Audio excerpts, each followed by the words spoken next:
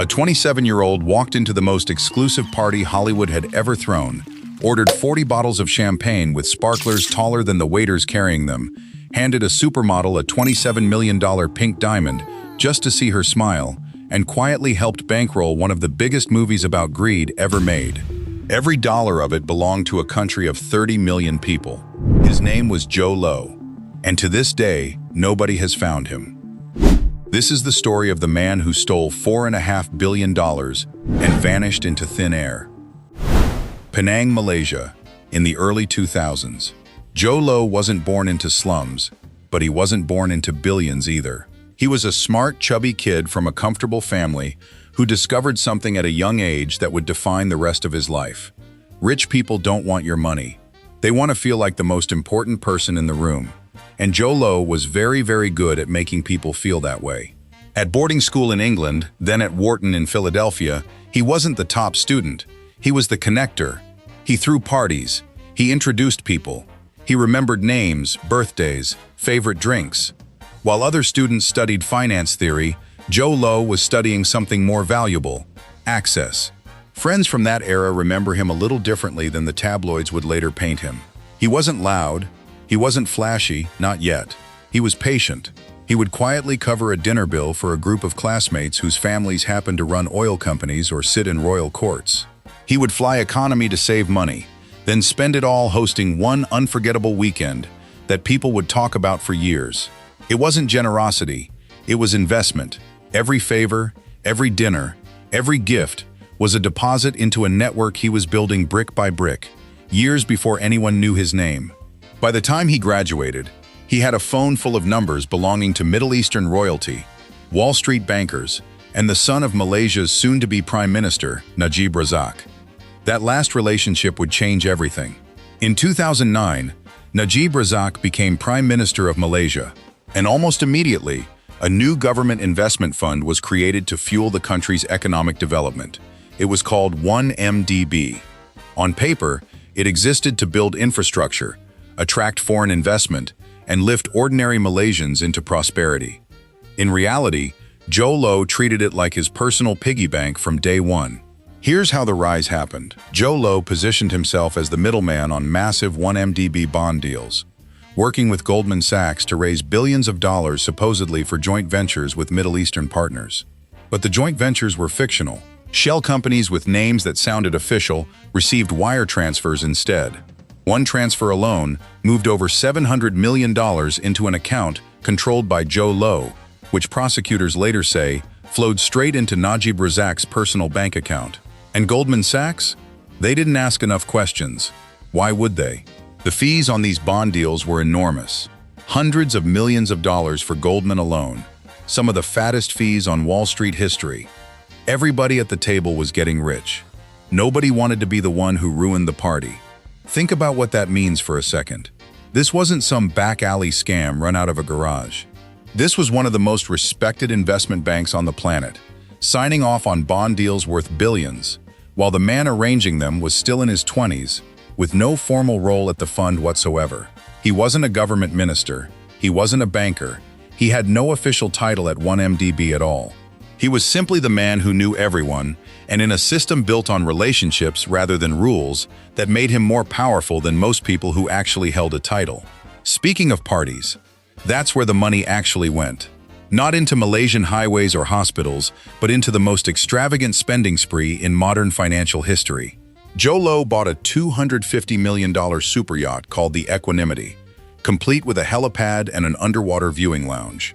He purchased an original Picasso and a Basquiat, art worth tens of millions, and had them shipped to homes in New York, London, and Los Angeles. He funded luxury condos under shell companies. He gave Leonardo DiCaprio a Picasso as a birthday gift, and in one of the strangest twists in this entire saga, Jho Low quietly helped finance The Wolf of Wall Street, a movie literally about a con man who steals from ordinary people to fund a life of excess. He was living the plot while producing it. At his peak, around 2012 and 2013, Jho Low was untouchable. He threw a $30 million birthday party in Las Vegas, featuring Britney Spears popping out of a cake. He gave Miranda Kerr $27 million in jewelry, including that infamous pink diamond. He funded Alicia Keys and Busta Rhymes performing at private parties most royalty couldn't afford. Politicians photographed with him. Bankers fought to manage his accounts. He was, by any outward measure, one of the most connected young men on earth. But money that big, moved that fast, leaves a trail. And in 2015, that trail caught fire. Malaysian journalists and a small financial blog began asking uncomfortable questions about where 1MDB's billions had actually gone. The Wall Street Journal picked up the story and published documents showing hundreds of millions moving from 1MDB-linked accounts directly into Najib Razak's personal bank account. The Malaysian government tried to bury it. Investigators were reassigned. A deputy prime minister who asked too many questions was fired. But by then, the U.S. Department of Justice was already circling, and so were regulators in Singapore, Switzerland, and Abu Dhabi. The walls closed in fast. The DOJ filed what was, at the time, the largest kleptocracy case in American history, seeking to seize over $1 billion in assets linked to 1MDB, yachts, real estate, art, even rights to that Hollywood movie. Investigators in multiple countries began freezing bank accounts. Jho Low's business partners started getting arrested, and through it all, Jho Low himself was nowhere to be found. He had vanished before the first indictment was even unsealed, reportedly slipping away with a fortune, still parked in accounts investigators hadn't traced yet. In 2018, Malaysian voters did something nobody expected. They voted Najib Razak out of power, ending his coalition's 6-decade grip on the country. The new government reopened the 1MDB investigation immediately. Najib was arrested, tried, and in 2020, convicted on 7 counts of corruption, abuse of power, and money laundering. He was sentenced to 12 years in prison and is currently serving that sentence, still fighting appeals.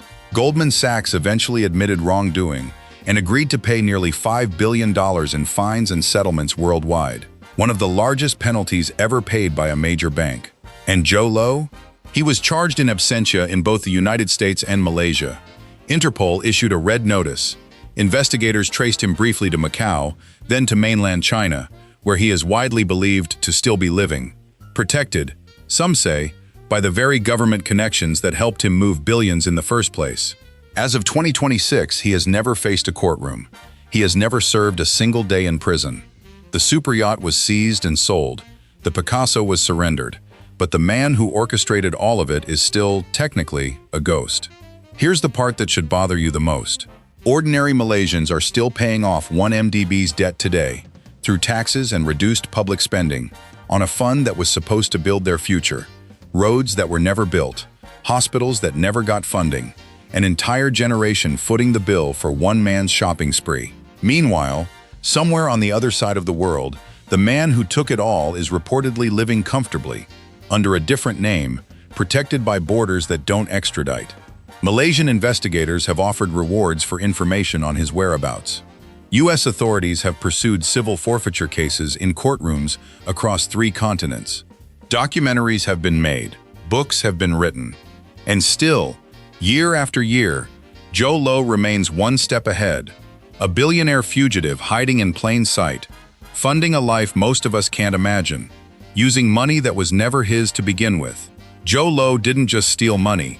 He proved something far more unsettling, that if you steal enough, fast enough, and spread it across enough countries, the crime becomes too big and too complicated for anyone to actually punish. He is, quite literally, too connected to catch.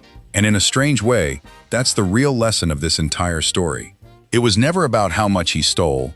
It was about how the system around him, the banks, the regulators, the politicians, was built in a way that made stealing this much almost easy. So the next time you hear the phrase, "the money vanished," remember Jho Low, because somewhere right now, he's still out there. And the country he stole from is still trying to find him. If you want to see how deep this scandal really goes, and how far the money actually traveled, hit subscribe, because the story of Wall Street's biggest heists is only getting started.